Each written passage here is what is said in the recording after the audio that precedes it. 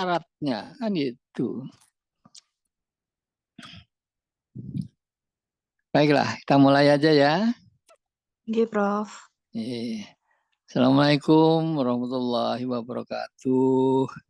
Waalaikumsalam warahmatullahi wabarakatuh. Waalaikumsalam warahmatullahi wabarakatuh. Senyampang masih dalam situasi hari raya.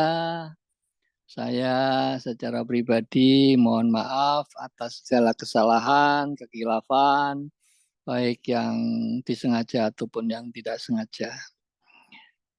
Mudah-mudahan amal baik kita selama bulan Ramadan diterima oleh Allah SWT.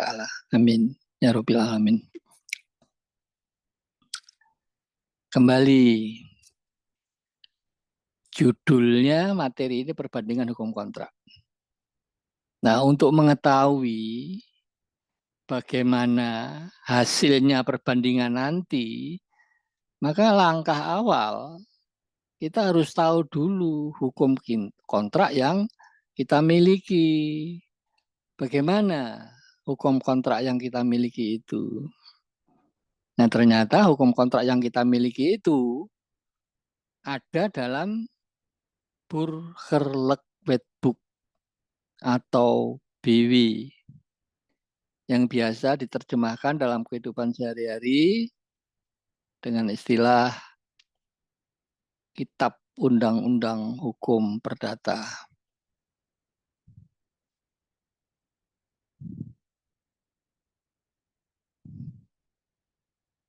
Nih.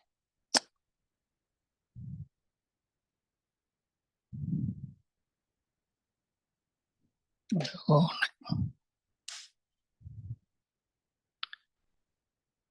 Oh.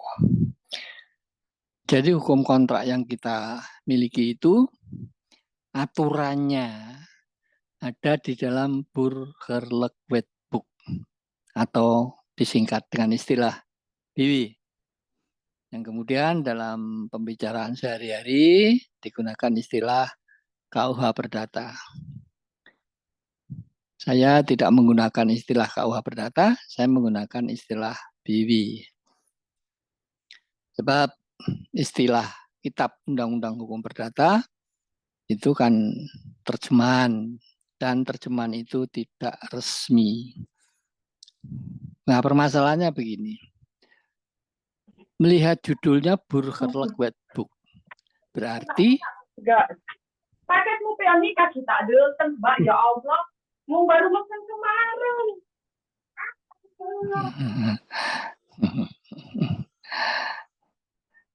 Ya, mikrofonnya diperhatikan biar tidak masuk suara-suara dari luar.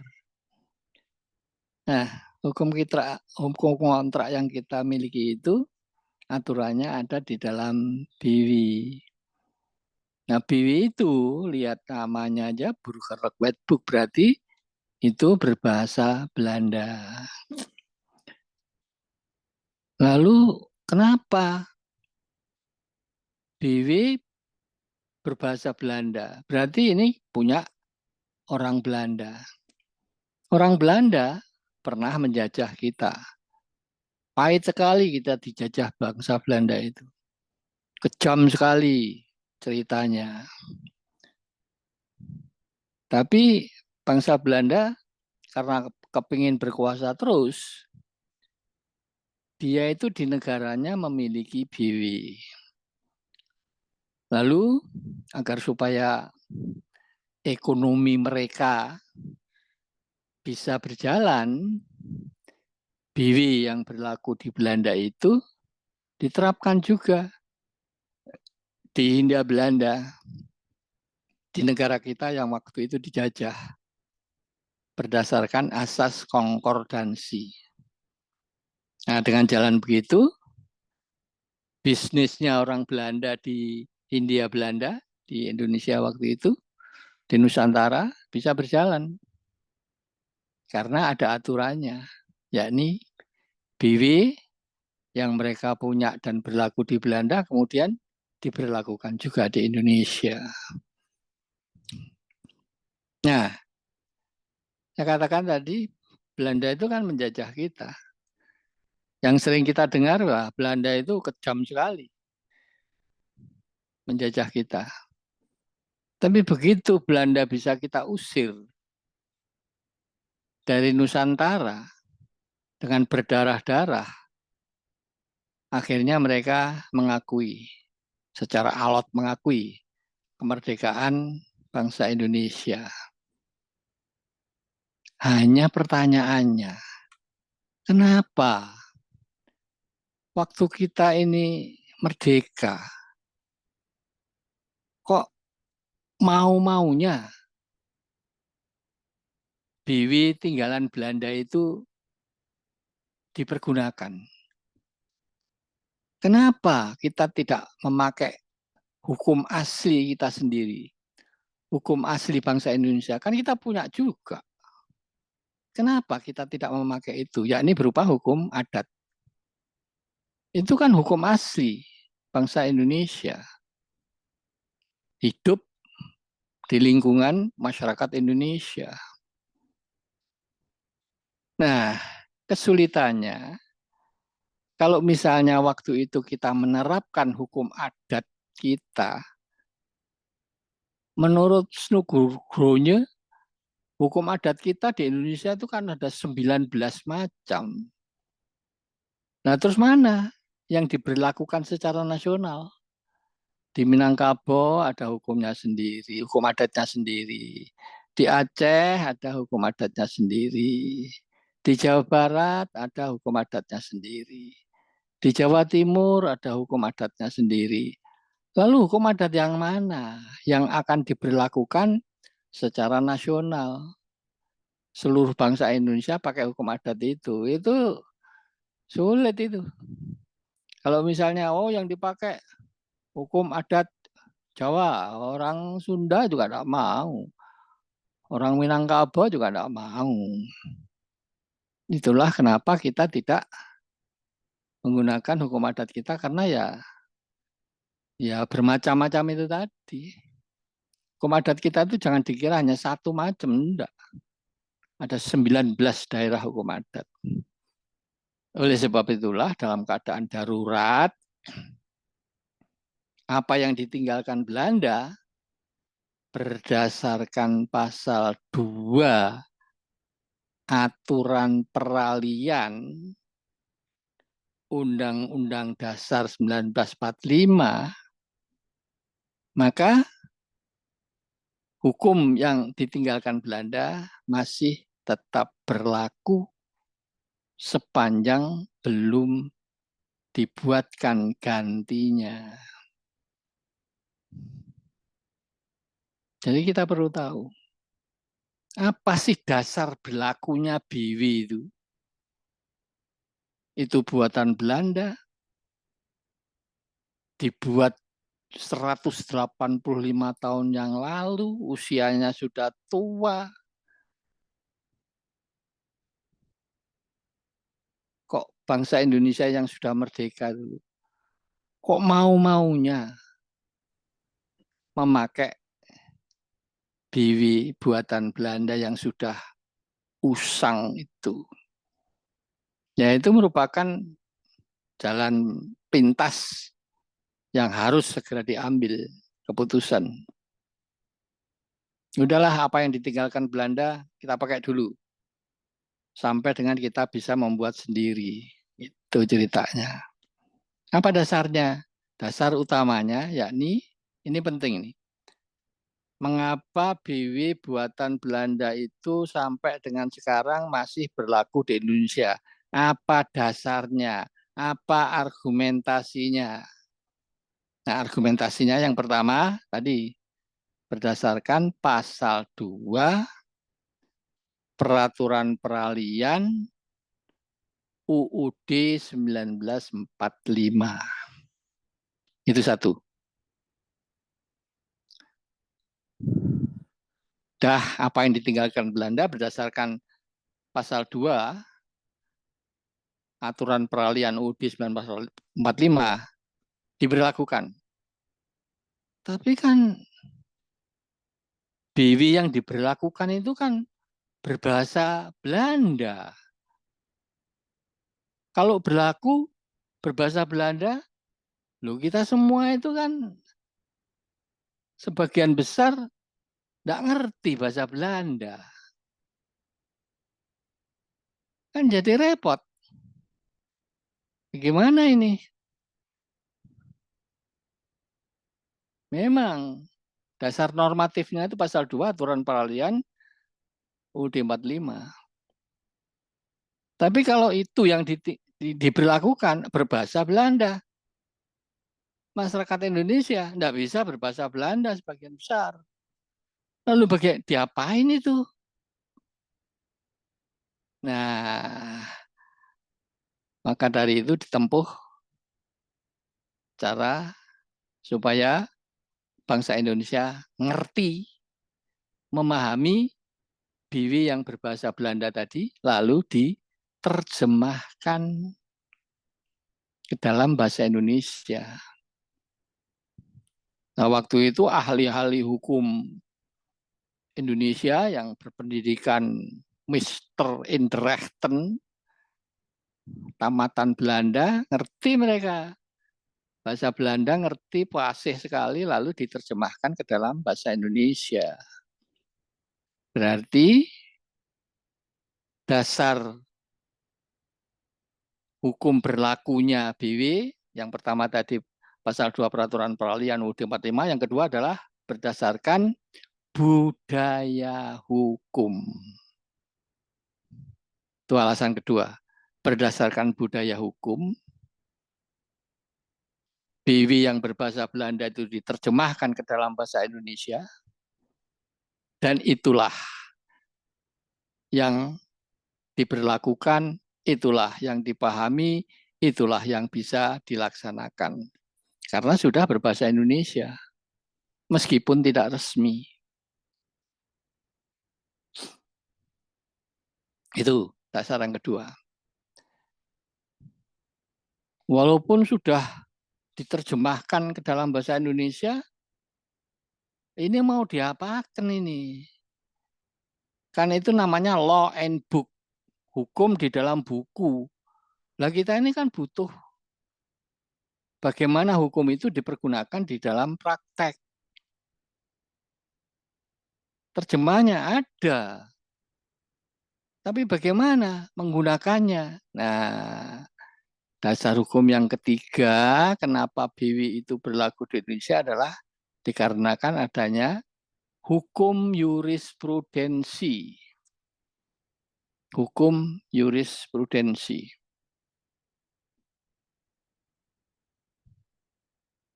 Berarti BW yang sudah berbahasa Indonesia itu dalam keadaan tidur, kan? Dalam keadaan diam. Lah ini harus dibangkitkan supaya bisa menyelesaikan kasus-kasus konkret. Nah, siapa yang bisa menghidupkan untuk menyelesaikan kasus-kasus konkret itu? Tidak lain tidak bukan adalah pengadilan. Oleh sebab itulah dasar hukum ketiga berlakunya BW di Indonesia itu didasarkan pada hukum jurisprudensi. Tiap kali ada perkara perdata sampai di pengadilan, yang dipergunakan ya terjemahan BW tadi. Bisa diselesaikan. Gugatan penggugat dikabulkan berdasarkan pasal sekian BW. Akhirnya hidup. BW yang semula hanya berupa buku dan tidur, itu dibangkitkan oleh hukum jurisprudensi di dalam praktek. Nah, yang mempraktekkan ternyata tidak hanya para hakim di pengadilan, para lawyer yang membela klien-kliennya juga berusaha memahami BW yang sudah diterjemahkan tadi.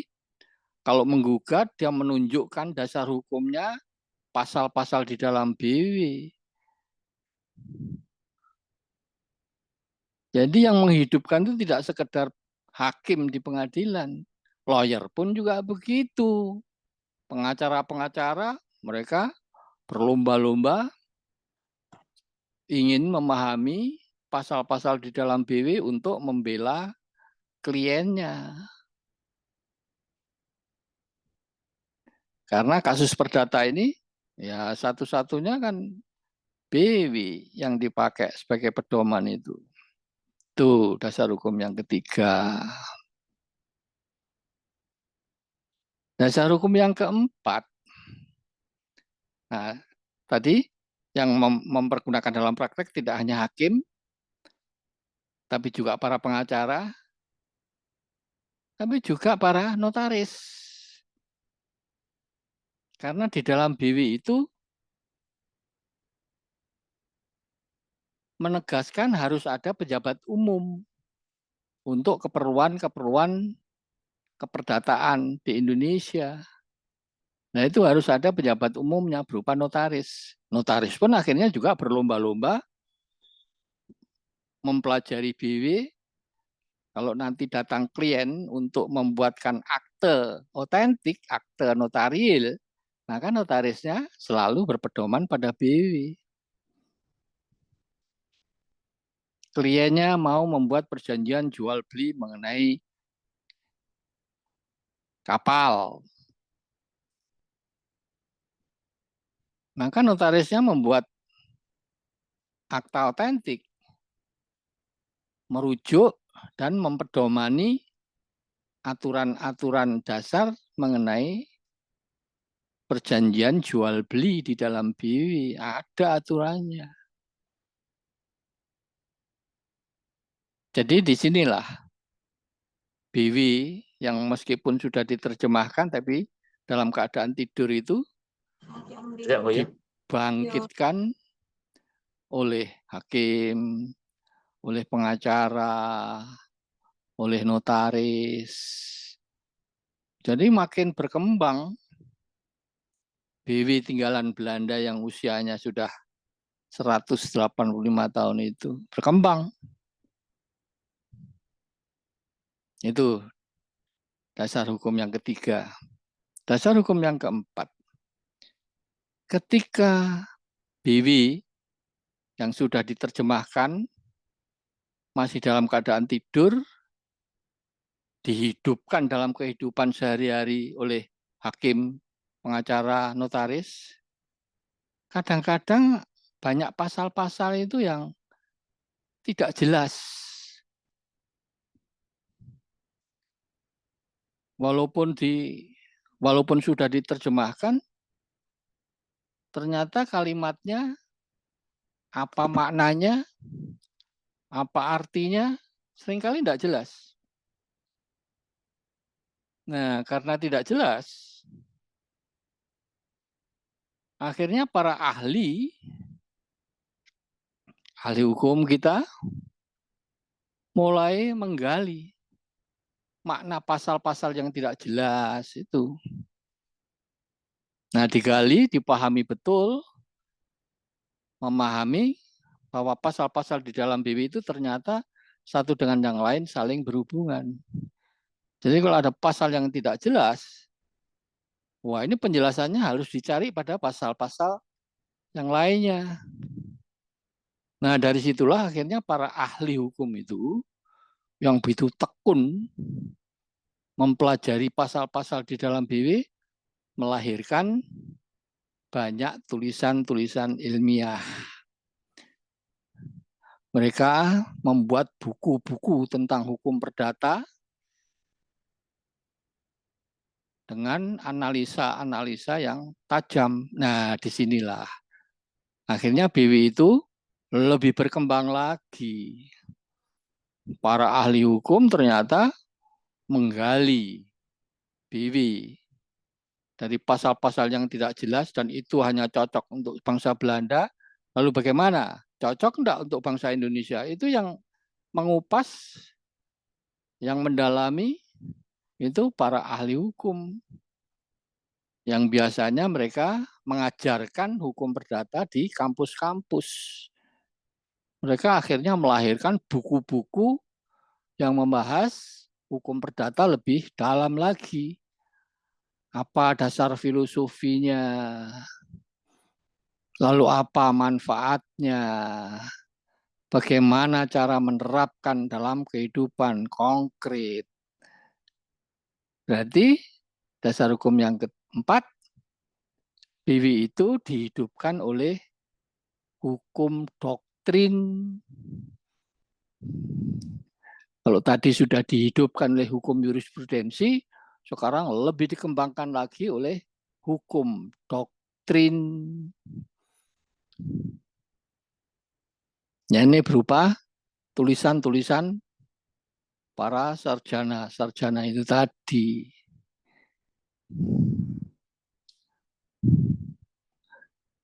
Lalu dasar hukum yang kelima, yang tidak kalah pentingnya adalah BW itu kan dibuat 185 tahun silam. Padahal perkembangan waktu Indonesia merdeka itu sangat pesat. Banyak konferensi-konferensi internasional yang membahas hukum perdata. Misalnya saja, sekitar tahun 70-an itu, di pentas internasional, masyarakat internasional sering membuat konferensi-konferensi tentang IPR, Intellectual Property Right, atau hak kekayaan intelektual. Wah, itu berkembang pesat itu. Lalu Indonesia ikut. Karena ini penting. Bangsa Indonesia kan mulai tumbuh industri-industri itu. Perusahaan-perusahaan menghasilkan suatu produk, punya merek. Kalau mereknya nanti dibajak, bagaimana aturannya? Kita tidak punya. Nah, lalu Indonesia sebagai negara yang berdaulat mengikuti traktat-traktat mengenai hak kekayaan intelektual di dunia internasional itu. Nah, hasilnya dituangkan di dalam perundang-undangan Indonesia. Muncul undang-undang merek, muncul undang-undang hak cipta. Itu kan merupakan bagian dari hak kekayaan intelektual, haki. Nah, berarti BW ini juga dihidupkan dan disempurnakan, ditambah dengan hukum traktat. Yang kelima, dasar hukum yang kelima, BW itu kok kenapa sampai sekarang masih bisa bertahan? Karena BW tertinggal. Tidak ada di dalam BW itu mengatur tentang hak kekayaan intelektual, tidak ada. Tapi perusahaan-perusahaan di Indonesia tumbuh kembang, menghasilkan produk pakai merek, seringkali mereknya dibajak. Bagaimana ini? BW tidak ngatur. Nah, akhirnya kita ikut konvensi-konvensi internasional, ikut traktat-traktat internasional mengenai hak kekayaan intelektual, lalu itu dibawa ke Indonesia, hasilnya dituangkan dalam perundang-undangan Indonesia, muncul undang-undang merek, muncul undang-undang hak cipta untuk melengkapi BW. Itulah 5 dasar kenapa BW tinggalan Belanda yang sudah tua itu masih berlaku di Indonesia. Ingat-ingat dulu, ada 5 dasar yang bisa dipakai sebagai alasan untuk menjawab mengapa BW buatan Belanda yang usianya sudah tua kok masih dipergunakan di Indonesia. Alasannya paling tidak 5 macam itu tadi. Oleh sebab itulah belajar hukum perdata tidak cukup kalau hanya mempelajari aturan-aturan Ya, sayang. di dalam BW saja. Harus belajar hasil karya para ilmuwan di bidang hukum perdata. Juga harus belajar putusan-putusan hakim. Juga harus belajar bagaimana membuat akta otentik yang dibuat oleh para notaris dan seterusnya. Sehingga sampai dengan sekarang BW berlaku secara serempak. Di dunia pendidikan pun juga begitu. Pada waktu S1 ada mata kuliah hukum perdata. Apa yang dipakai? Bukan hukum adat kita, bukan. Yang dipakai adalah BW. Dibahas pasal-pasal di dalam BW itu oleh para dosen. Ditambah dengan literatur-literatur. Dilengkapi dengan putusan-putusan hakim. Ditambah lagi dengan traktat-traktat yang diikuti negara Indonesia. Nah, dengan jalan begitulah. BW yang sudah tua, buatan Belanda lagi, penjajah lagi, masih bisa bertahan sampai dengan sekarang. Apakah seterusnya begini? Ya, wallahu alam. Yang pasti,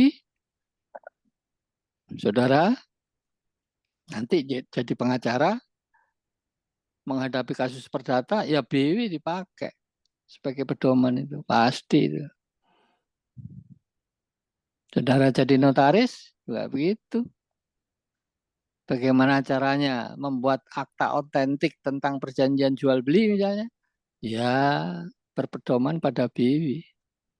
Itulah faktanya. Kenapa? BW itu masih berlaku di Indonesia. Nah, di dalam BW itulah aturan-aturan pokok tentang hukum kontrak ada. Oleh sebab itulah, kalau belajar hukum kontrak mau tidak mau pertama-tama yang kita buka adalah BW. Dilengkapi dengan bahan-bahan hukum lain-lain seperti yang saya sebutkan tadi.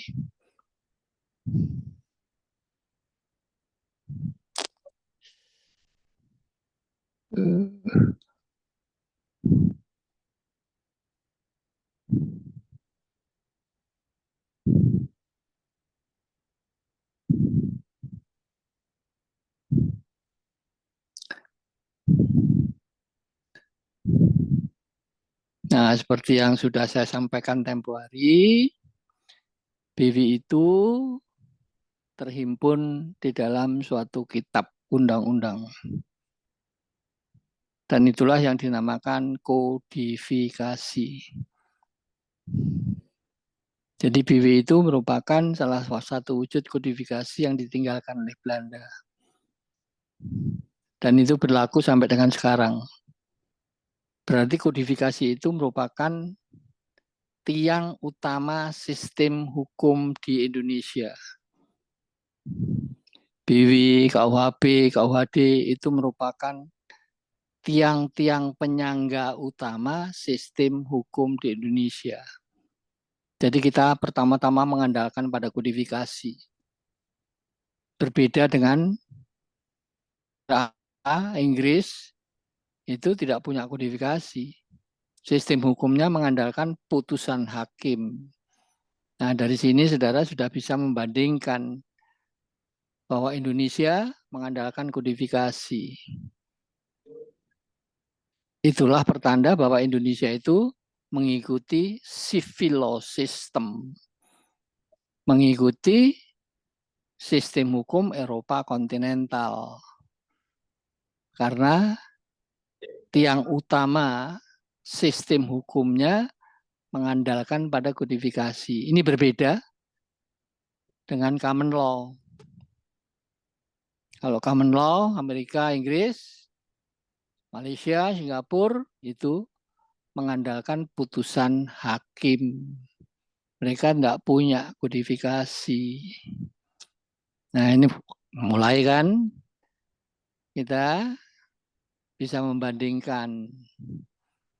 Makanya kita harus tahu dulu BW itu bagaimana, hukum perdata kita, hukum kontrak kita itu bagaimana. Nah, hukum kontrak kita itu ternyata aturan pokoknya ada dalam BW BW merupakan sebuah kodifikasi dan ternyata kodifikasi itu kita pakai sebagai tiang utama sistem hukum nasional Indonesia. Berarti kita ini tergolong jajaran negara Eropa kontinental. Tergolong sebagai negara civil law system yang mengandalkan kodifikasi sebagai tiang utama sistem hukum nasional kita. Berbeda dengan Singapura, Malaysia, Amerika Serikat, Inggris. Mereka tidak punya kodifikasi. Mereka mengandalkan pada putusan hakim.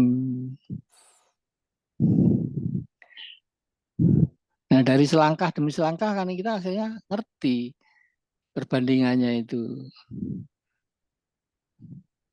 Sebab kalau kita tidak ngerti bahwa kita ini mengandalkan kodifikasi, membandingkan dengan common law system, di sana mengandalkan putusan hakim, kan akhirnya kodifikasi aja tidak ngerti ya bagaimana hasilnya perbandingan itu. Ini yang perlu dipahami dan ini penting. Kodifikasi merupakan sokok guru sistem hukum di Indonesia. Berarti kita ini mengikuti civil law system seperti halnya Belanda, Perancis, Jerman, Denmark, Italia itu merupakan pengikut civil law system dan ini kita jaga betul. Nah, pengertian kodifikasi sudah pernah saya sampaikan. Kodifikasi adalah penghimpunan aturan-aturan hukum sejenis ke dalam suatu kitab yang disusun berdasarkan suatu sistematika tertentu. Berarti BW kita itu tersistematisasi. Sistem kita tahu merupakan himpunan daripada komponen-komponen yang satu dengan lainnya saling berkaitan sehingga punya makna. Nah, BW kita juga terdiri dari beberapa komponen. Komponen yang paling besar disebut buku. Nah, berdasarkan komponen yang paling besar yang disebut buku, BW kita terdiri dari 4 buku. Pertama, buku 1, hukum orang. Buku 2, hukum benda. Buku 3, hukum perikatan. Buku 4, hukum pembuktian dan daluarsa. Itulah sistematisasi BW sebagai sebuah kodifikasi. Nah, karena tersistematisasi, maka masing-masing komponen itu, hukum orang, hukum benda, hukum perikatan, hukum pembuktian, dan daluarsa, itu saling berhubungan. Mereka bukan terpisah-pisah meskipun bukunya dengan nomor berbeda, itu bukan berarti terpisah, enggak. Mereka tetap merupakan satu kesatuan yang utuh sebagai suatu sistem.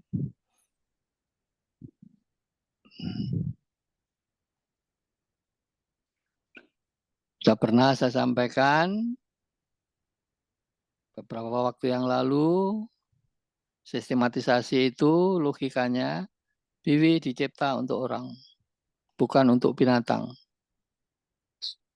Sebelum mengatur hal-hal lain, maka orang yang akan menggunakan BW itu harus diatur dulu. Maka ditaruh pada buku yang pertama, yakni hukum orang. Berarti buku 1 berjudul hukum orang, mengatur seluk-beluk diri pribadi orang. Lalu buku kedua ngatur apa? Nah, orang itu ternyata hidup di dalam suatu gugus yang disebut masyarakat. Tidak ada orang hidup soliter, orang hidup sendirian, tidak ada. Mereka selalu hidup dalam suatu kelompok yang disebut masyarakat. Nah, pada waktu hidup sebagai anggota masyarakat, orang itu selalu punya kegiatan.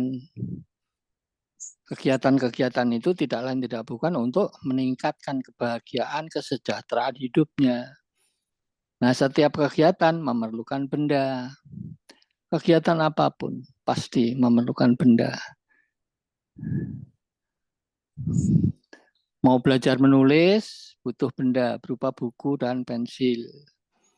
Mau bertani untuk menghasilkan makanan, butuh cangkul, butuh bajak, dan seterusnya. Berarti benda ini merupakan sesuatu hal yang penting bagi setiap orang yang selalu melakukan banyak kegiatan. Karena penting, maka ditetapkan seluk-beluk benda diatur dalam buku berikutnya, yakni buku 2. Berjudul Hukum Benda. Berarti pasal-pasal di dalam buku 2 itu mengatur seluk-beluk benda yang selalu dipergunakan oleh orang untuk mendukung kegiatan-kegiatan hidupnya. Nah, ternyata kegiatan yang dilakukan oleh setiap orang itu makin hari, makin dewasa, orang itu kegiatannya makin bertambah. Nah, setiap kegiatan memerlukan benda, berarti benda-benda untuk mendukung kegiatan yang semakin banyak tadi, bendanya juga harus dilipat gandakan. Nah, melipat gandakan benda, buat sendiri tidak bisa. Untuk melipat gandakan benda, guna mendukung kegiatan-kegiatan yang semakin hari semakin bermacam-macam, itu harus mengikatkan diri dengan pihak lain. Hanya dengan jalan mengadakan perikatan dengan pihak lain, maka kita bisa melipat gandakan benda yang kita miliki. Saudara hanya punya 1 baju, kepingin 2, buat sendiri, tidak bisa. Maka saudara harus mengikatkan diri dengan pihak lain, yakni dengan penjual. Nah, mengikatkan diri dengan pihak lain itulah yang harus diatur. Maka ditetapkan buku 3 berjudul Hukum Perikatan. Berarti pasal-pasal dalam buku 3 itu mengatur masalah mengikat antara satu orang dengan orang lain dalam rangka melipat gandakan benda. Nah, benda-benda itu yang dipakai sebagai pendukung kegiatan hidupnya itu kebanyakan berlabel hak milik.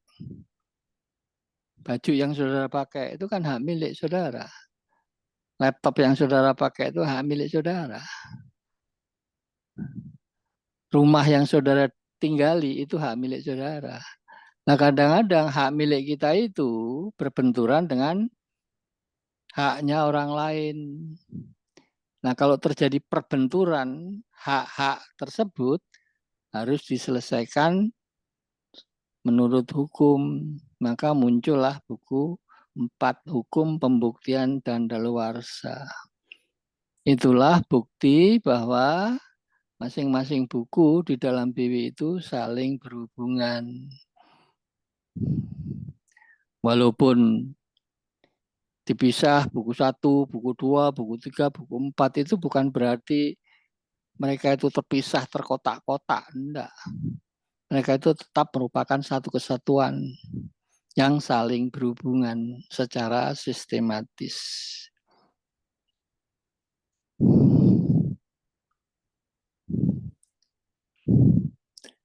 Nah, inti BW, fokusnya BW itu sebenarnya ada di dalam buku 2 dan buku 3. Hukum benda dan hukum perikatan. Itu merupakan satu kesatuan. Dan itulah intinya BW. Makanya hukum benda yang selalu bersatu dengan hukum perikatan, wujudnya berupa hukum harta kekayaan. Nih, hukum harta kekayaan. Ini merupakan fokusnya BW. Makanya saya katakan bahwa hukum harta kekayaan itu merupakan episentrumnya BW. Kalau saudara ahli menguasai hukum harta kekayaan, berarti menguasai hukum benda plus hukum perikatan, maka sebenarnya sudah menguasai BW itu paling tidak 85%.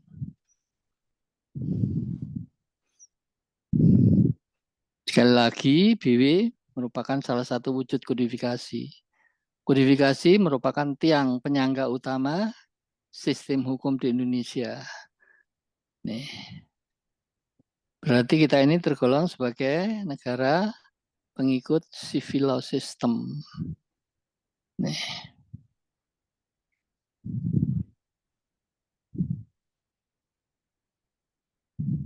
Nah, pada waktu BW itu dibuat oleh Belanda 185 tahun yang lalu, waktu itu ada persoalan yang viral, persoalan yang mengguncang dunia. Persoalan apa itu? Persoalan orang itu objek hukum, apakah subjek hukum? Permasalahan ini 2 abad yang lalu itu sangat viral itu. Ada sebagian orang menyatakan bahwa tidak setiap orang adalah subjek hukum, tapi objek hukum. Nah, negara yang mengatakan ada orang bukan subjek hukum tapi merupakan objek hukum karena masyarakat di situ mengenal lembaga perbudakan. Jadi para budak itu meskipun orang, dia tidak dianggap sebagai subjek hukum, tapi dianggap sebagai objek hukum. Orang Belanda pada waktu membuat BW harus bersikap memihak perbudakan atau tidak. Ternyata para kodifikator, para pencipta BW itu menolak keras lembaga perbudakan, menentang keras lembaga perbudakan. Orang dengan status apapun, entah kaya, entah miskin, penjabat atau bukan, pokoknya orang itu diakui sebagai subjek hukum. BW menentang keras. Orang sebagai objek hukum itu ditentang habis-habisan. Apa wujud menentangnya BW bahwa orang itu bukan objek hukum tetapi subjek hukum? Itu antara lain bisa dilihat dalam pasal 2.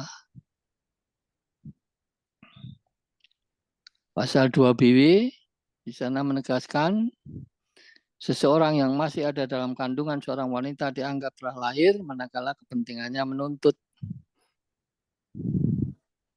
Jadi pasal 2 BW itu merupakan salah satu bukti normatif BW mengakui orang sebagai subjek hukum. Bahkan lebih jauh dari itu. Yang diakui sebagai subjek hukum tidak hanya sekedar orang yang sudah bisa diraba dan dilihat saja.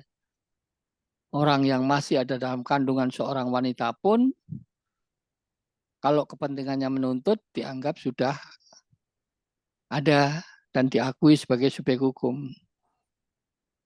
Itulah makna pasal 2. Dan kita tahu, definisi subjek hukum adalah segala sesuatu yang memikul hak dan kewajiban. Kita akan tahu tuh, makna subjek hukum itu adalah segala sesuatu yang berkemampuan untuk memikul hak dan kewajiban. Nah, subjek hukum itu ada 2. Ada subjek hukum orang, ada subjek hukum badan hukum. Itu subjek hukum kan ada 2. Natural person atau orang dan rechtsperson badan hukum. Nah, BW konsentrasi pada subjek hukum orang. Sedang mengenai subjek hukum berupa badan hukum itu lebih banyak diatur di dalam KUHD. Misalnya PT dan segala macamnya itu yang ngatur kan KUHD. BW hanya konsentrasi pada subjek hukum orang.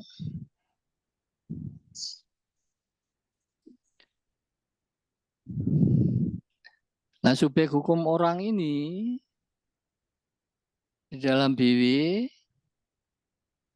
itu mempunyai hak-hak perdata. Jadi subjek hukum orang yang diakui sebagai subjek hukum itu punya hak-hak perdata. Dan hak-hak perdata ini yang dimiliki oleh setiap orang sebagai subjek hukum itu oleh BW sangat dihormati. Apa buktinya? Kalau BW itu sangat menghormati hak-hak perdata setiap orang sebagai subjek hukum, itu bisa dilihat di dalam pasal 3. Ini pasal 3. Tiada suatu hukuman pun yang dapat mematikan hak-hak perdata. Jadi meskipun orang itu sudah dijatuhi hukuman paling berat, yakni hukuman mati, sebelum dilaksanakan, si terpidana mati itu masih tetap diakui sebagai subjek hukum. Nah, itu nampak dalam pasal 3.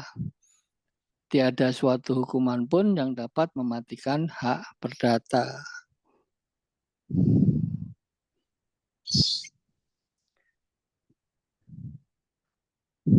Jadi orang-orang yang dipenjara itu misalnya entah dipidana penjara 20 tahun, entah 15 tahun, itu tetap mempunyai hak-hak perdata. Kalau dia mau kawin dan ada yang mau mengawini, ya harus dilaksanakan. Itu hak perdatanya dia. Meskipun di penjara, dia mau menjual rumahnya, ya harus difasilitasi. Itulah pertanda bahwa BW itu sangat menghormati hak-hak perdata setiap orang sebagai subjek hukum.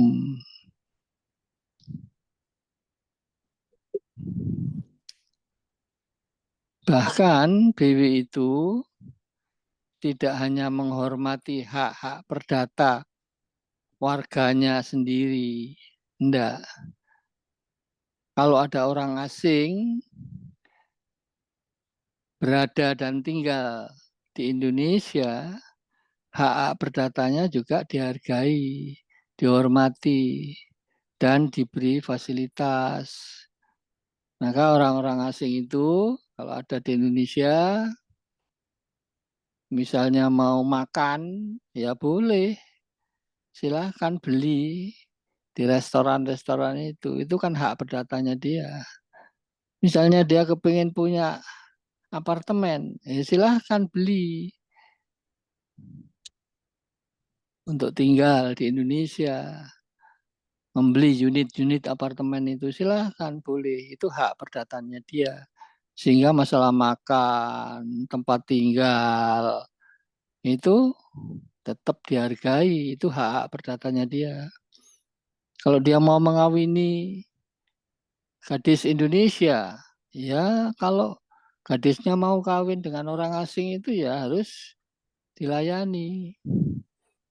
Itulah pertanda bahwa BW tidak hanya menghargai hak perdata warganya sendiri, tapi juga menghargai hak perdata orang asing yang tinggal dan berdomisili di Indonesia.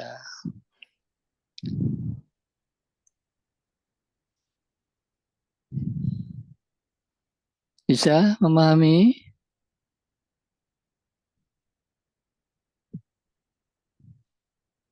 Bisa memahami? Bisa, Prof. Ya,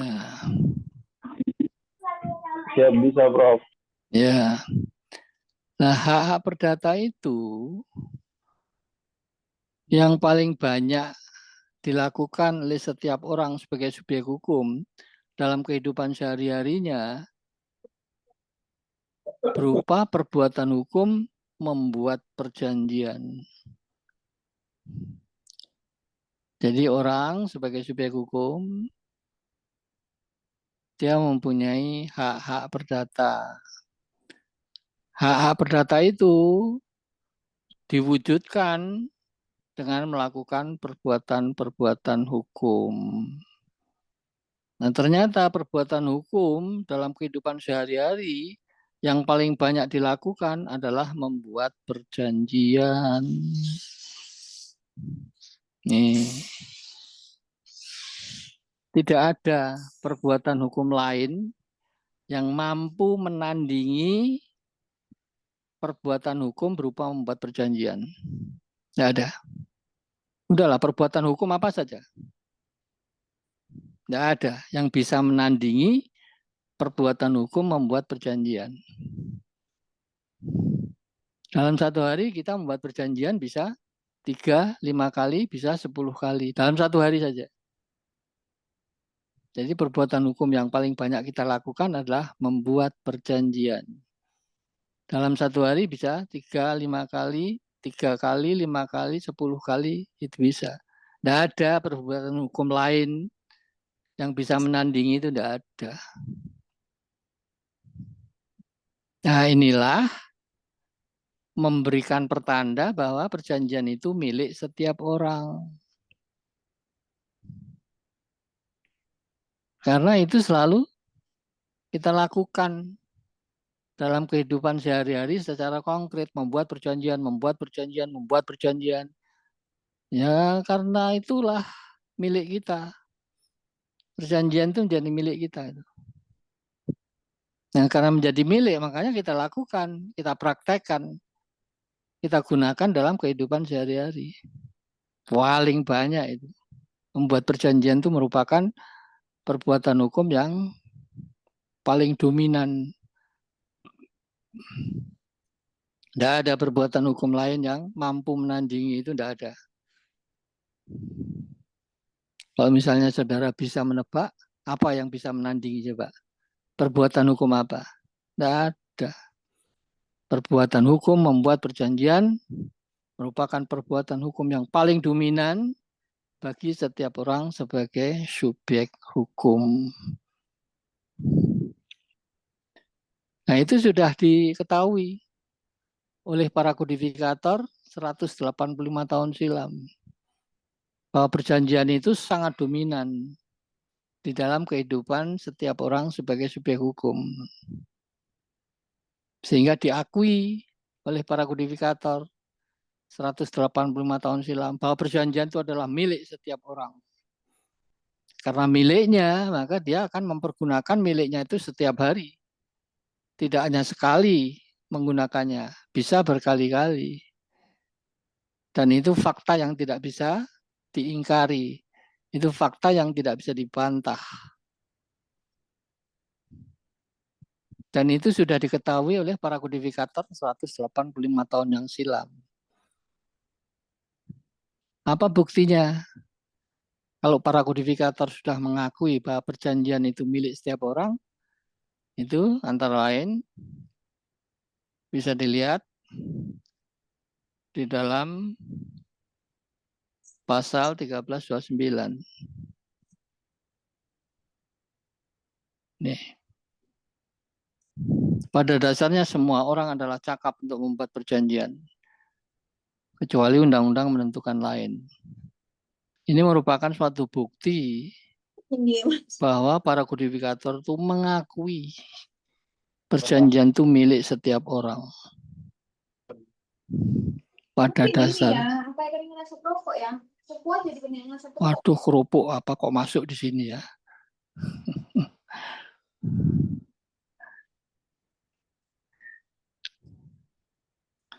Tolong mikrofonnya dijaga. Jadi para kodifikator itu sudah mengakui 185 tahun silam bahwa perjanjian itu milik setiap orang. Dan itu bisa dibuktikan antara lain lewat pasal 1329. Pada dasarnya semua orang adalah cakap untuk membuat perjanjian. Semua orang cakap untuk membuat perjanjian karena itu miliknya dia. Kecuali undang-undang menentukan lain. Siapa yang dikecualikan meskipun memiliki perjanjian tapi belum boleh atau tidak boleh membuat perjanjian? Siapa saja? Lihat pasal 1330. Mereka itu subjek hukum. Diakui itu oleh para kodifikator. Dan diakui pula orang itu memiliki perjanjian. Tapi sementara waktu tidak boleh atau belum boleh membuat perjanjian. Siapa saja? Nah, 1330 menyebutkan 1, orang yang belum dewasa. 2, orang yang ditaruh di bawah pengampuan. 3, para istri atau pihak-pihak yang menduduki posisi tertentu. Yang penting itu 2 itu tadi. Orang yang belum dewasa dan orang yang ditaruh di bawah pengampuan. Itu yang penting kita perhatikan. Kenapa orang-orang ini belum atau tidak boleh membuat perjanjian?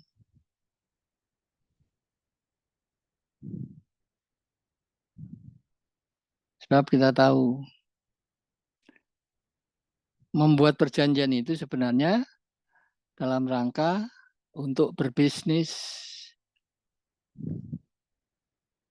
Jadi orang membuat perjanjian itu pasti dalam rangka melakukan kegiatan bisnis. Apapun deh. Perjanjian apapun yang dibuat oleh orang itu dalam rangka berbisnis. Dalam rangka melakukan kegiatan bisnis. Sehingga kegiatan bisnis apapun, kalau sudah pinter berbisnis, maka pinter pula untuk membuat perjanjian. Apa definisi perjanjian? Lihat 1313.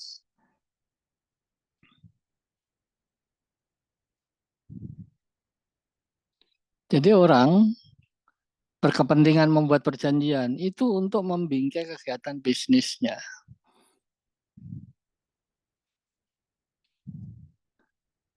Jadi kalau orang berbisnis pasti memerlukan perjanjian sebagai bingkainya. Tidak ada bisnis tanpa bingkai perjanjian itu tidak ada ceritanya. Bisnis dalam skala kecil, menengah ataupun besar pasti memerlukan bingkai berupa perjanjian. Bisnis yang dilakukan oleh subjek hukum orang atau bisnis yang dilakukan oleh badan hukum itu pasti selalu memerlukan bingkai perjanjian.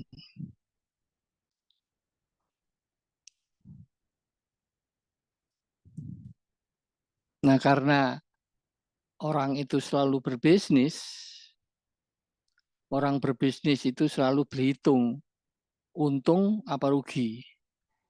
Ya, orang berbisnis itu kan selalu berhitung supaya untung, jangan sampai rugi. Jadi perhitungan untung dan rugi itulah intinya bisnis. Jadi kalau saudara itu melakukan suatu perbuatan, untung enggak ini? Rugi enggak ini? Itu bisnis. Pasti itu. Nah, orang yang bisa berhitung untung dan rugi itu kan menggunakan logika, bukan menggunakan rasa. Orang berbisnis harus pintar-pintar berhitung untung dan rugi. Kalau untung berapa? rugi jangan sampai. Itu bisnis. Nah, itu hanya bisa dilakukan oleh orang yang sudah bisa menggunakan logikanya.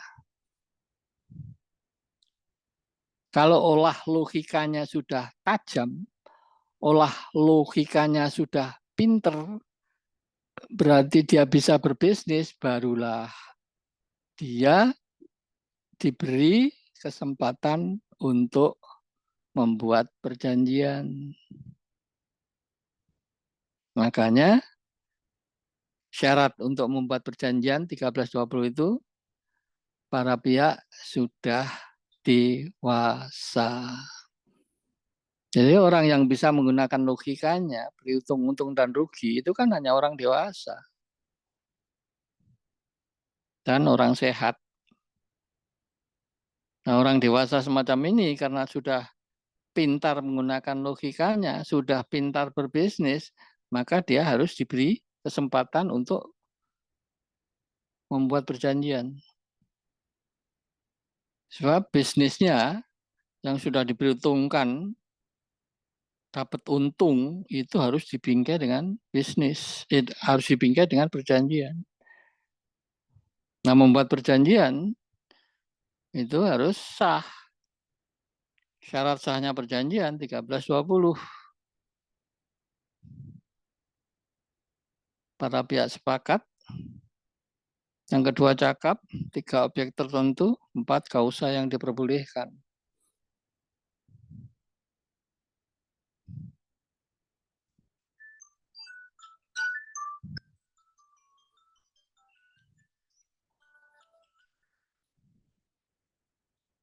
Halo?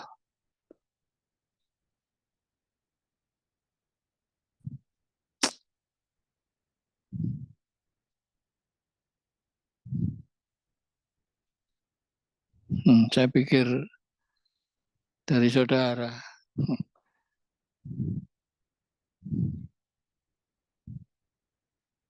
Jadi kenapa orang itu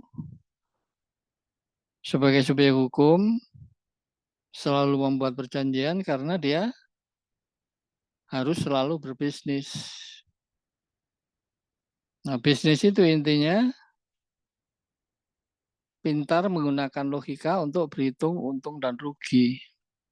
Kalau sudah pintar seperti itu, maka harus diberi kesempatan untuk membuat perjanjian karena perjanjian ini dipergunakan untuk membingkai kegiatan bisnis mereka.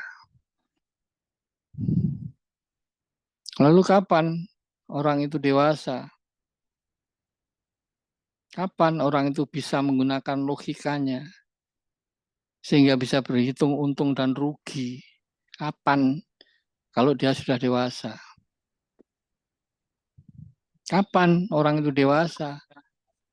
Ternyata diatur dalam buku 1, pasal 330, 330. Belum dewasa adalah mereka yang belum genap berusia 21 tahun dan tidak terlebih dahulu kawin. Benih dari kok depan. Benih dari sektor.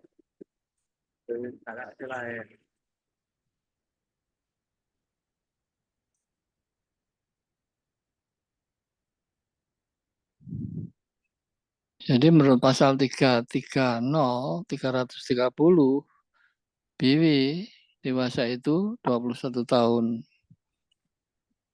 Karena orang yang sudah berusia 21 tahun dianggap dewasa dan itu dianggap sudah bisa menggunakan logikanya untuk berhitung untung dan rugi. Berarti dia sudah bisa berbisnis.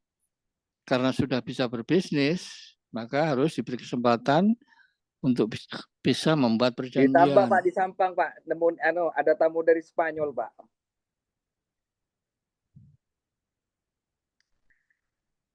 Sibuk.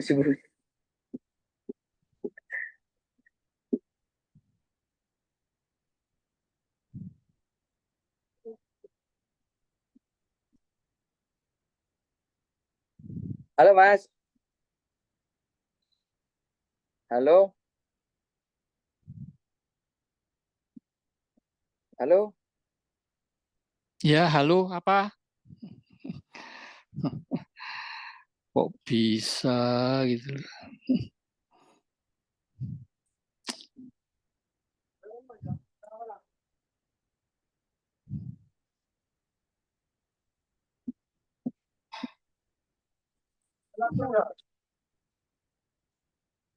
Ini tidak terbiasa menggunakan Zoom ya. Nah ini. Apa rata-rata begitu ya? Tidak tahu bagaimana caranya menggunakan Zoom ini. Kita ini sudah di zaman teknologi modern. Maka pandai-pandailah menggunakan Zoom itu. Masa menggunakan Zoom aja tidak bisa? Cucu saya itu loh, usia 8 tahun. Pakai Zoom. Itu sudah pinter kok. Kalian tuh kan sudah lebih dewasa daripada cucu saya. Menggunakan Zoom aja kok tidak bisa. Kalau memang mau bicara dengan orang lain, tutup dulu Zoom-mu. Bicara dengan orang lain. Ya mungkin dalam situasi-situasi semacam inilah saya bisa agak keras itu.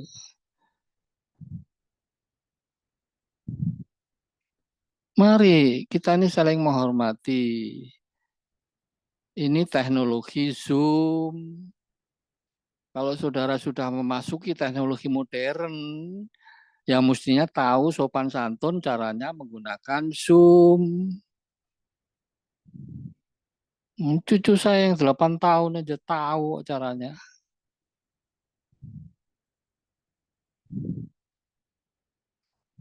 Kamarnya ditutup, tidak boleh diganggu, tidak mau ngomong dengan orang lain, karena dia mendengarkan gurunya. Masa saudara yang sudah dewasa tidak bisa? Masa kalah sama cucu saya yang 8 tahun?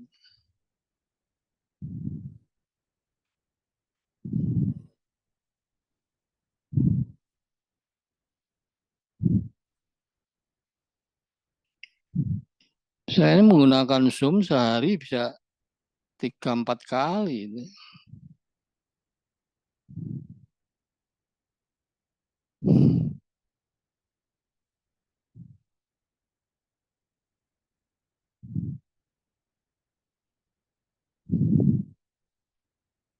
Jadi seseorang itu oleh BW kalau sudah bisa menggunakan logikanya, berhitung untung dan rugi, berarti dia sudah dewasa. Lalu kapan orang itu dewasa? Nah, orang itu dewasa berarti sudah bisa menggunakan logikanya, bukan rasa, bukan perasaan, menggunakan logika. Itu kalau dia sudah dewasa. Lalu kapan orang itu dewasa? Menurut BW pasal 330, dewasa itu 21 tahun. Belum dewasa adalah mereka yang belum genap berusia 21 tahun dan tidak terlebih dahulu kawin. Berarti pasal 330 BW itu harus ditafsir secara a contrario, ditafsir secara sebaliknya. 330 itu kan mengatur belum dewasa adalah mereka yang belum genap berusia 21 tahun. Kalau dibalik, oh berarti dewasa 21 tahun. Jadi menurut BW orang itu dewasa, sudah pintar menggunakan logikanya, berhitung untung dan rugi kalau sudah berusia 21 tahun. Tapi sayangnya, pasal 330 BW itu kan dalam aturan perkawinan. Pasal 330, 330, 330, 330 BW itu merupakan rangkaian aturan kawin.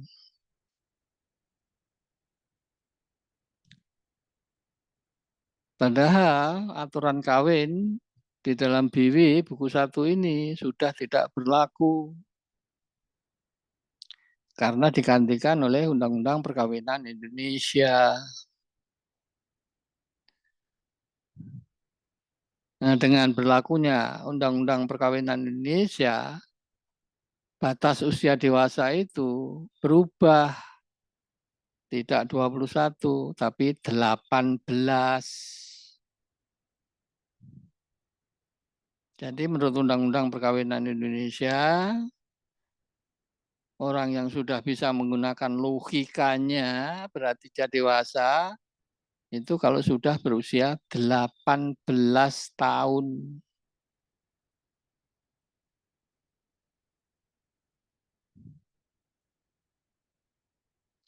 Apa dasar hukumnya? Dewasa dalam hukum perkawinan Indonesia itu 18, bukan 21 tahun lagi. Lihat pasal 47 Yongto 50 Undang-Undang Perkawinan Indonesia. Lihat pasal 47 Yongto 50 Undang-Undang Perkawinan Indonesia. Itu pengganti dari pasal 330 BW yang 21 tahun yang sudah tidak berlaku.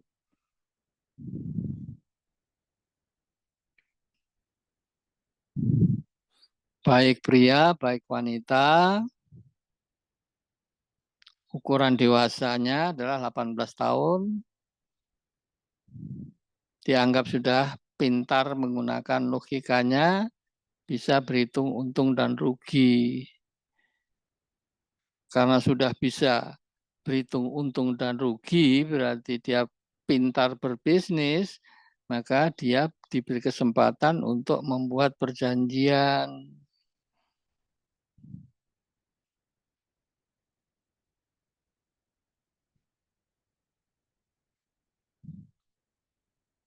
Jadi ingat-ingat, batas usia dewasa itu adalah sekarang 18 tahun.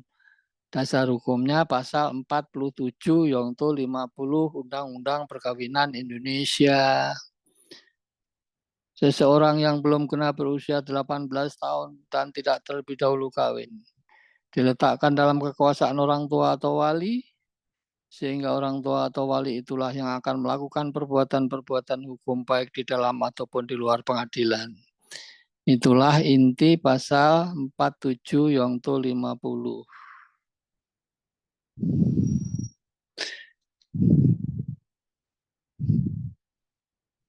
Nah, ingat itu. Bukan 21 tahun lagi batas dewasa itu, tapi 18 tahun.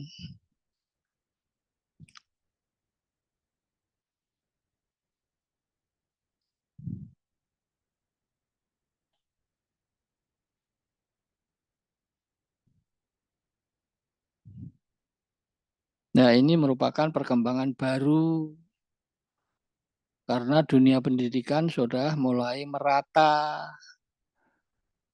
Mereka kebanyakan selalu sekolah. Pada waktu sekolah itulah logikanya diasah, logikanya dilatih supaya pandai berhitung untung dan rugi. Nah, karena pendidikan sudah merata, maka dewasa untuk bisa membuat perjanjian tidak perlu 21 tahun lagi. Cukup 18.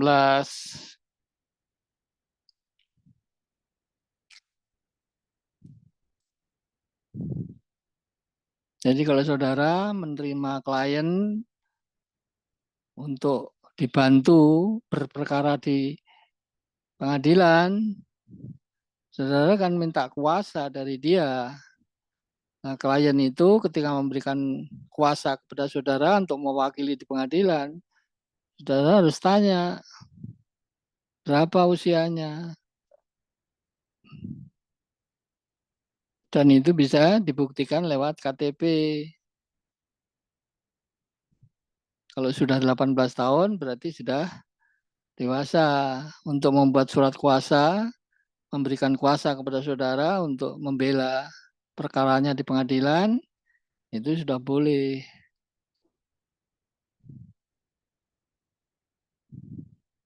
Begitu pula kalau saudara jadi notaris, Kalau ada klien menghadap, mengadakan perjanjian jual beli misalnya, maka saudara harus tanya usianya berapa. Kalau dia menyebut 18 tahun, saudara harus bisa minta alat buktinya. Apa alat buktinya? Ya KTP. Itulah kegunaannya batas usia dewasa itu harus saudara ketahui.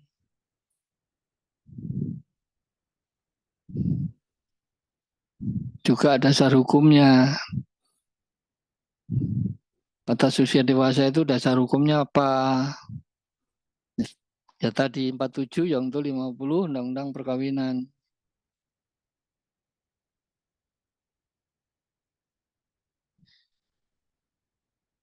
Jadi jangan lagi dipakai ya 21 tahun. Ini 18 tahun. Dasarnya 47 yang itu 50 Undang-Undang Perkawinan. Jadi batas usia dewasa itu memang letaknya di dalam aturan perkawinan. 330 BW kan juga begitu. Itu terletak di dalam aturan perkawinan. Kita tahu tuh aturan perkawinan dalam BW itu mulai pasal 26 sampai pasal 498. Nah, 330 ada di dalamnya. Sama. Batas usia dewasa dalam undang-undang perkawinan diatur juga. Memang begitu kehendak pembentuk undang-undang. Batas usia dewasa itu diletakkan di dalam rangkaian aturan kawin, bukan di tempat lain.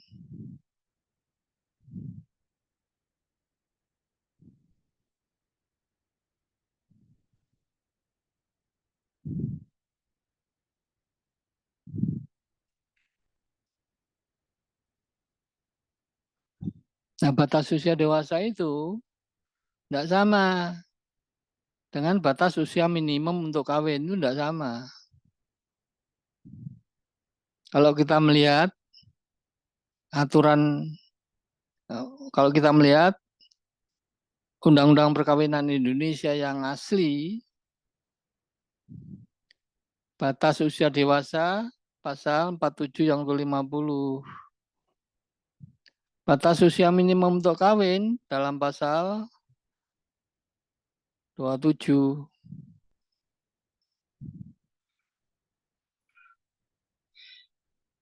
Batas usia minimum untuk kawin aslinya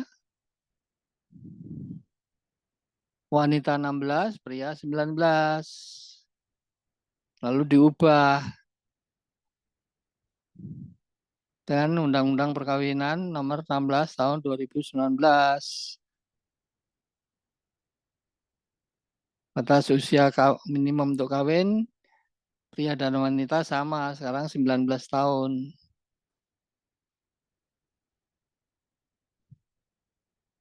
Jadi beda lah ya, batas usia dewasa dan batas usia minimum untuk kawin itu beda.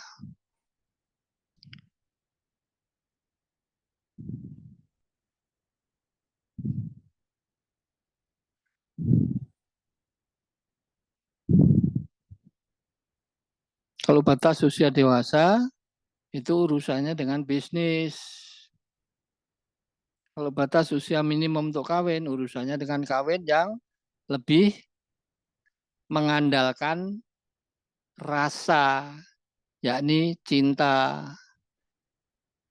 Tapi kalau batas usia dewasa itu mengandalkan logika.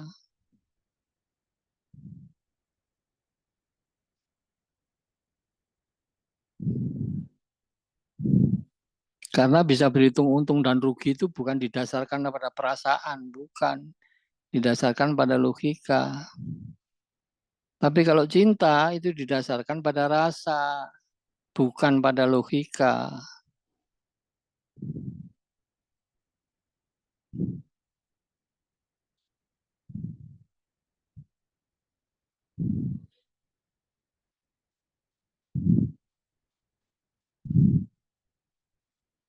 Nah, sekarang kita sudah paham betul bahwa perjanjian itu adalah milik setiap orang. Karena milik setiap orang, maka orang itu harus ngerti apa definisi perjanjian. Nah, definisinya bisa dilihat dalam pasal 1313. Apa buktinya? Kalau perjanjian itu milik setiap orang, lihat tadi 1329. Yang itu 1330.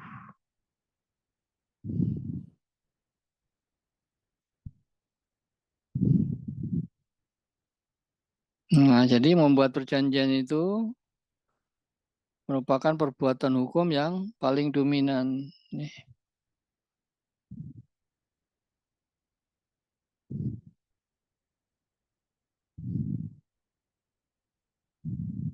Karena dominan itulah perjanjian milik setiap orang.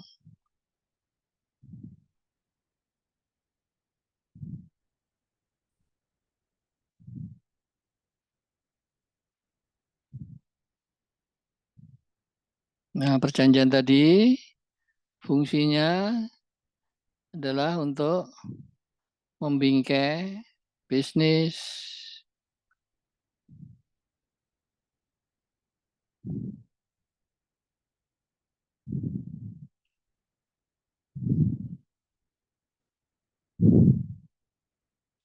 Bisa memahami atau ada yang mau bertanya, silahkan. Jangan segan untuk bertanya. Silahkan.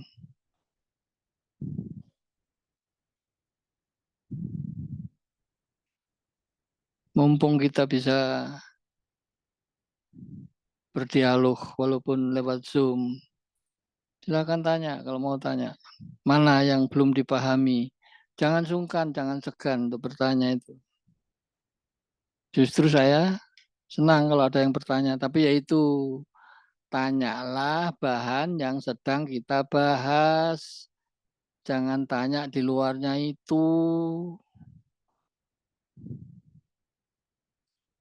Sebab kita ini yang dipentingkan fokus pada pembahasan materi. Nah, materinya kebetulan sekarang ini saya tekankan pada hukum kontrak yang kita miliki yang ada di dalam BW. Dan sekali lagi saya katakan bahwa kontrak itu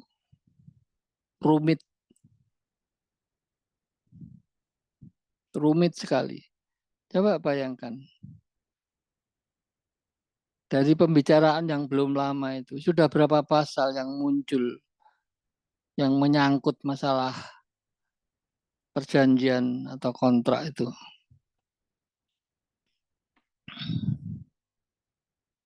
Ya, sementara waktu ada pasal 2, ada pasal 3, ada pasal 1, 1329, 1330, 1313. Itu baru sebagian itu.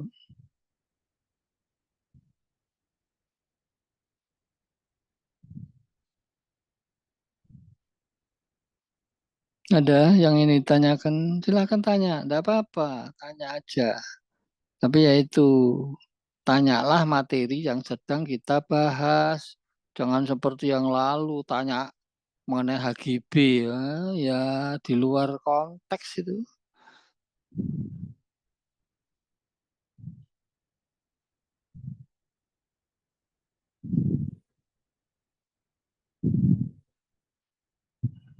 Tidak ada.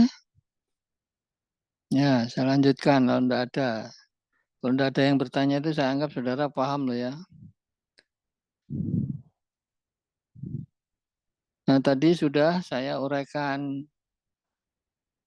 bahwa fungsinya perjanjian itu adalah untuk membingkai bisnis.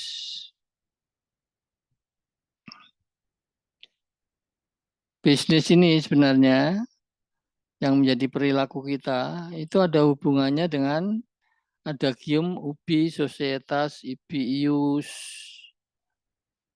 di mana di situ ada masyarakat, pasti di situ ada hukum. Ubi societas ibi ius.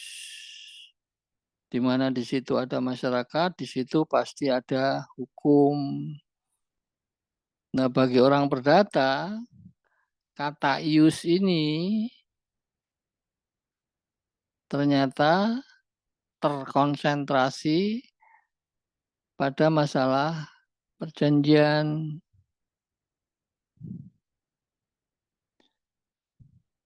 Ubi societas, ibi ius. Di mana di situ ada masyarakat, di situ ada hukum. Bagi orang perdata yang dimaksud ius, yang dimaksud hukum di situ, terfokus pada masalah perjanjian.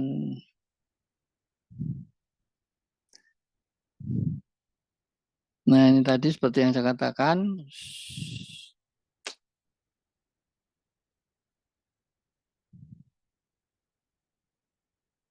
bisnis itu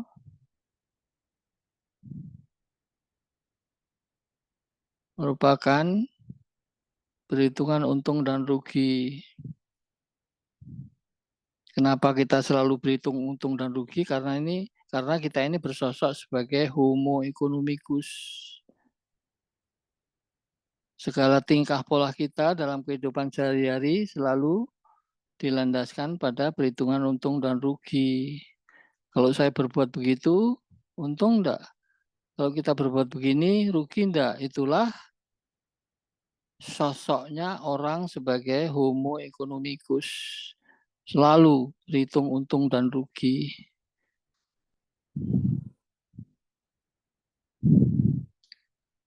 Dan seperti yang saya katakan tadi, berhitung untung dan rugi, itulah intinya bisnis. Dan ini merupakan perbuatan yang selalu dilakukan oleh setiap orang sebagai homo economicus.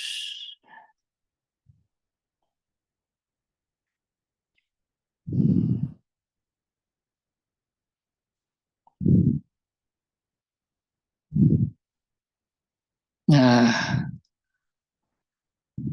tadi sudah dilihat bahwa fungsi perjanjian itu adalah untuk membingkai bisnis. Ini perjanjian. Apa definisi perjanjian? Lihat 13.13.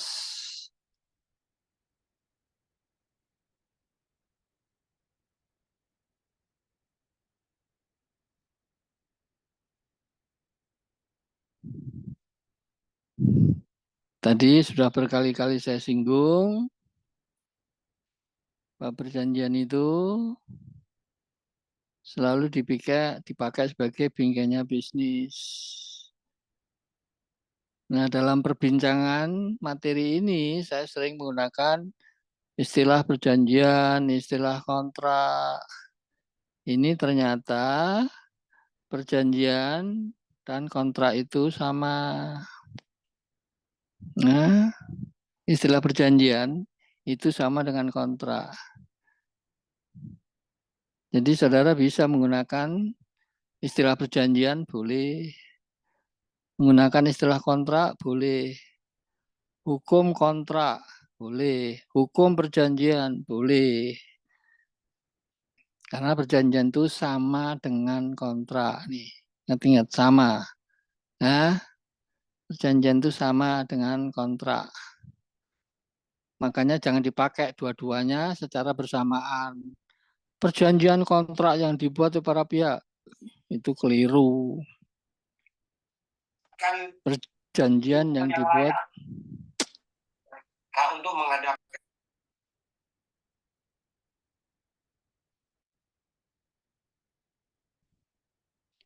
sudah diperingatkan.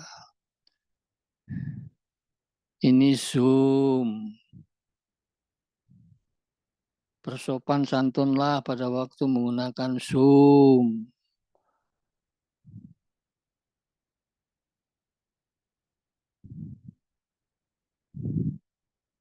Jadi istilah perjanjian dan kontrak jangan dipakai bersamaan. Para pihak membuat perjanjian kontrak, keliru itu. Pakai aja para pihak membuat perjanjian atau para pihak membuat kontrak, boleh. Karena perjanjian itu sama dengan kontrak. Apa dasar hukumnya? Jadi orang hukum itu kalau memberikan jawaban harus bisa menunjukkan dasar hukumnya. Nah, ketika saya ditanya, perjanjian itu sama enggak dengan kontrak? Jawab saya, perjanjian dan kontrak itu sama. Lalu apa dasar hukumnya? Dasar hukum yang saya pakai bahwa perjanjian itu sama dengan kontrak adalah judul bab kedua buku 3 Biwi. Nih, sebab judul bab kedua buku 3 Biwi itu mengatakan perikatan-perikatan yang bersumber dari kontrak atau perjanjian. Itu dasar hukumnya. Makanya menggunakan dua istilah itu jangan bersamaan, jangan berbarengan. Harus sendiri-sendiri. Hukum perjanjian boleh, hukum kontrak boleh. Membuat perjanjian jual beli boleh. Membuat kontrak jual beli boleh.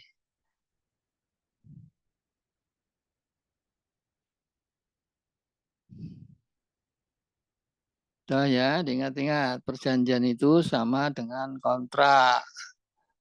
Dasar hukumnya saya sebutkan. Judul bab kedua buku 3 Biwi. Perikatan-perikatan yang bersumber dari kontrak atau perjanjian.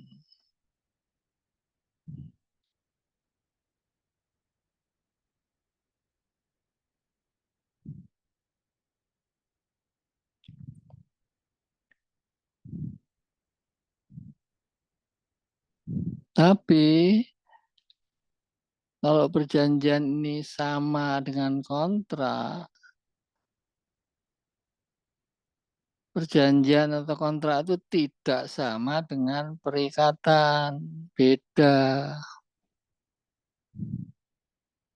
Jadi saudara harus menyandingkan 3 macam istilah.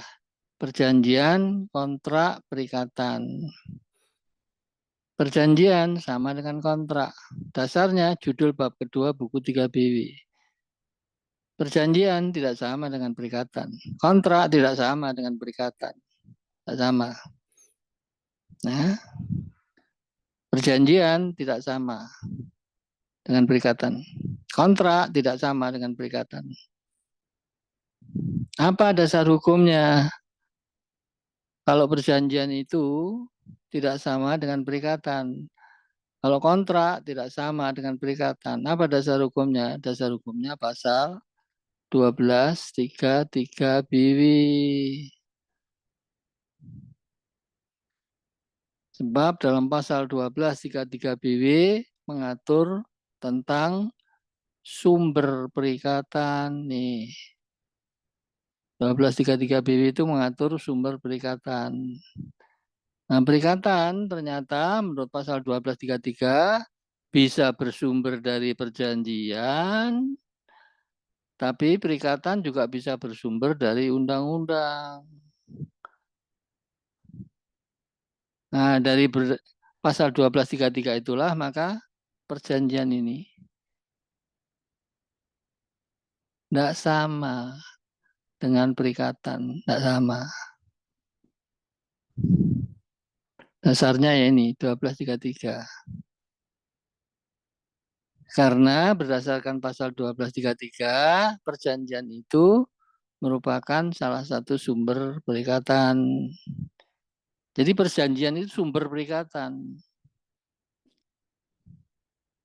Dengan adanya perjanjian, maka pihak-pihak yang mengadakan perjanjian menjadi saling terikat. Jadi perjanjian tidak sama dengan perikatan.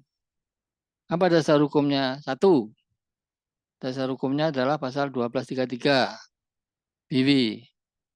Karena perjanjian itu hanya merupakan salah satu sumber dari perikatan. Sebab selain perjanjian, perikatan bisa bersumber dari undang-undang.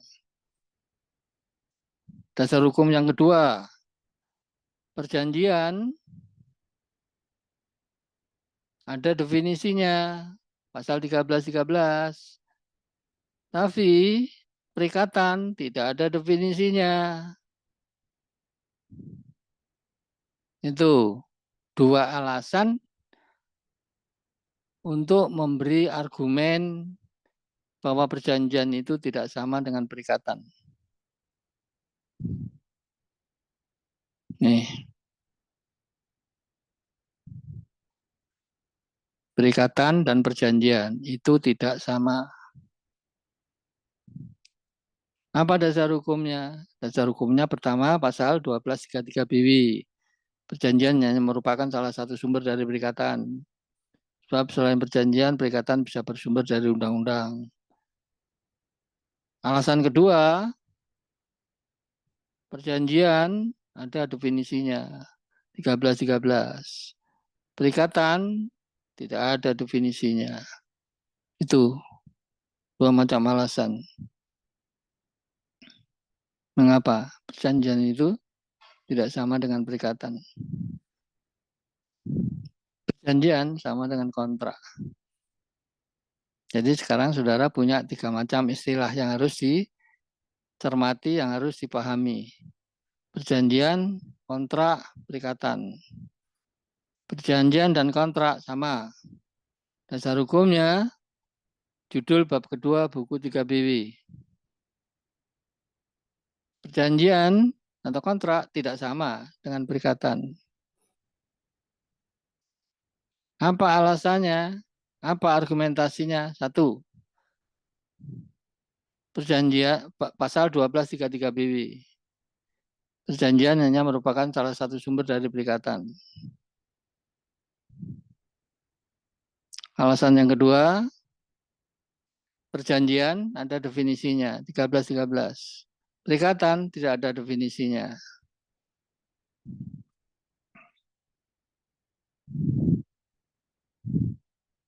Bisa paham?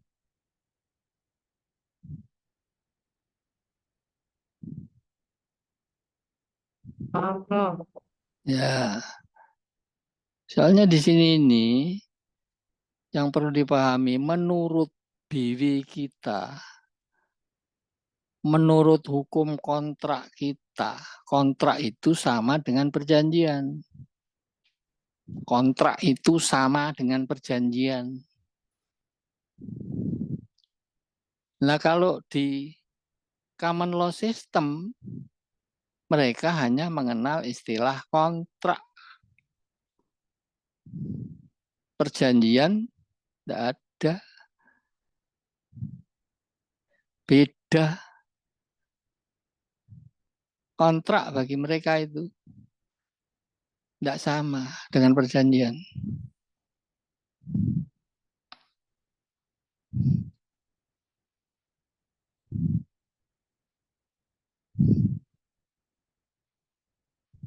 Nah, dari sinilah kelihatan bahwa kita harus tahu dulu hukum kontrak kita itu bagaimana, hukum perjanjian kita itu bagaimana.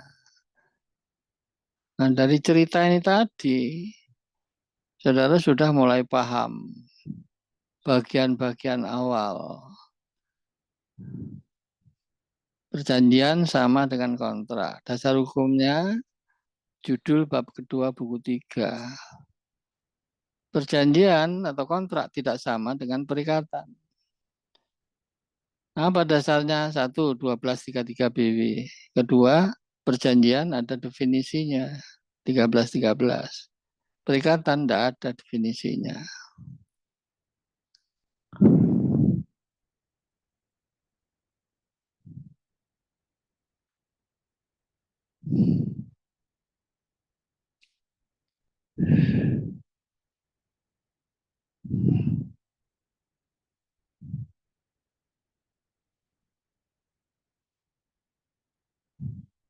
Nah, dari sini sedikit demi sedikit akhirnya kita ngerti bagaimana membandingkan dan apa hasilnya.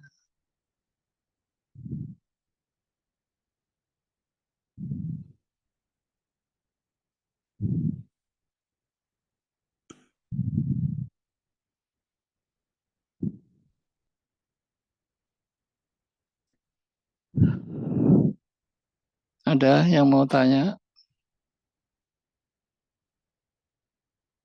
Silakan kalau ada yang mau tanya. Yang ingat ya, saudara, saya beri tugas membuat resume buku saya yang berjudul Seberkas Diorama Hukum Kontrak. Membuat resume buku saya yang berjudul Seberkas Diorama Hukum Kontrak.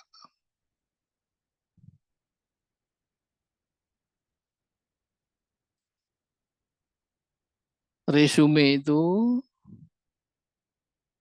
dibuat minimal 12 halaman dengan spasi 2. Ingat-ingat, spasi 2.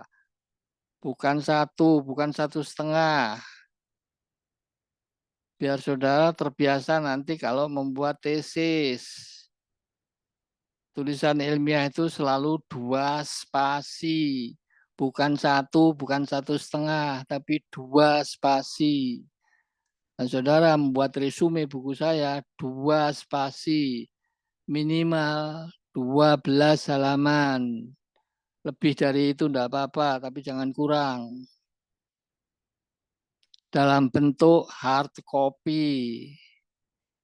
Jadi ketik dulu di laptop saudara, setelah itu di print out.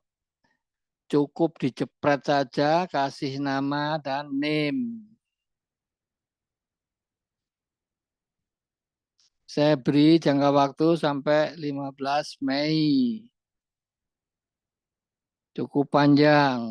Supaya saudara waktu membaca buku saya itu, untuk membuat resume itu bisa terarah. Harapan saya dengan saudara membaca buku saya dan kemudian membuat resume, itulah sebenarnya bahan dari hukum kontrak di dalam BW. Sehingga saudara mengikuti kuliah saya akan relatif lebih mudah kalau saudara sudah membuat resume dan membaca buku saya tadi.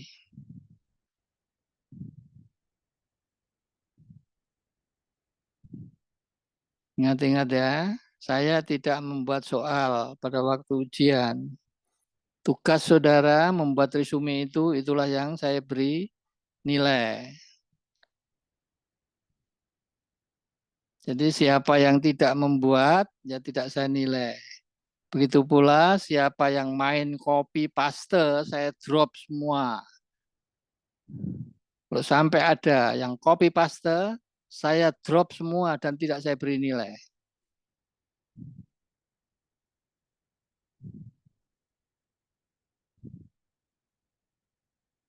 Jadi silahkan buat sendiri. Jangan suka nyontek, jangan suka potong kompas. Asal jadi, jangan. Ini ilmu. Demi kepentingan saudara sendiri. Ilmu itu tidak bisa dicari dengan leha-leha, dengan igle-igle, tidak bisa. Harus serius. Baca dengan baik-baik buku saya, lalu buat resumenya. 12 halaman, 2 spasi. Jangan main copy paste. Siapapun yang main copy paste, saya drop semua. Dan tidak akan saya beri nilai. Kumpulkan 15 Mei, panjang waktunya Mas ya. Kalau ada yang main copy paste, berarti sama dengan mencuri itu. Jadi ilmuwan itu harus jujur.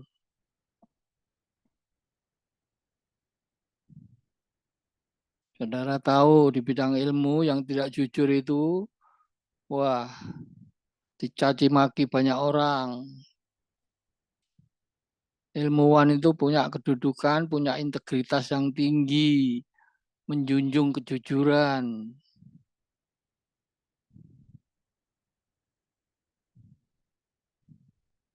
Dan saudara harus mampu.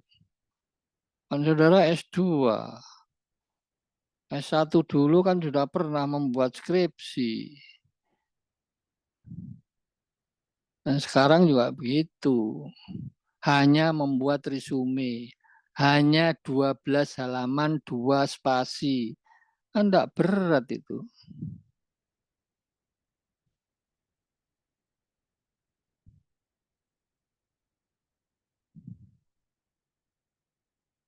Ada yang bertanya? Kalau tidak ada, saya akhiri. Dan saya tunggu tugas saudara. Tidak ada yang tanya?